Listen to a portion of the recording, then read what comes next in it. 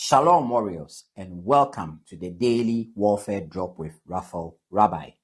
Today's theme is when sin opens the door to chaos, and scripture is coming to you from the book of 2 Samuel chapter 13 through to 15. Warriors, today's reading shows a hard warfare truth. When sin is left untreated, it doesn't stay private. It spreads, it pulls families, whole communities, and even nations into confusion. And you can feel how fragile the world is right now. Deadly flooding displacing hundreds of thousands.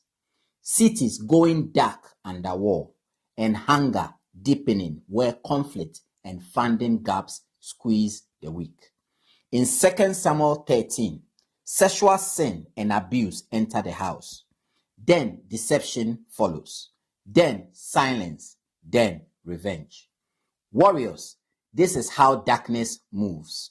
One door opened becomes many doors. What begins as private becomes public damage.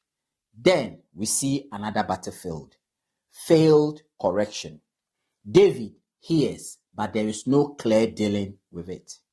In 2 Samuel 14 to 15, Absalom grows in bitterness, learns manipulation, and stills hearts with smooth words.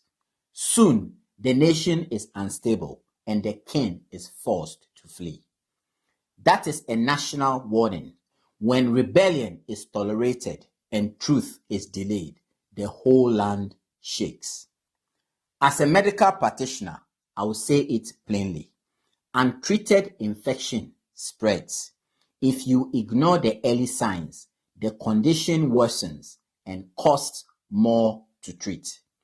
And as a former British Army soldier, I learned that breakdown of discipline creates disorder fast. Confusion is expensive. Families pay, communities pay, nations pay. So, hear the call. Nations must repent and return to the fear of the Lord. And individuals must do the same. If your hidden sin is pornography, masturbation, promiscuity, adultery, or addictions like alcoholism, drugs, gambling, smoking, do not protect it. Bring it into God's light. Repentance is a door back to freedom. Here is today's warfare truth. What you cover will control you, but what you confess can be healed. Warriors, close the door to darkness and choose obedience. Read these chapters for yourself carefully and let the Holy Spirit lead you into the truth and repentance. We shall meet on the battlefield tomorrow. Shalom.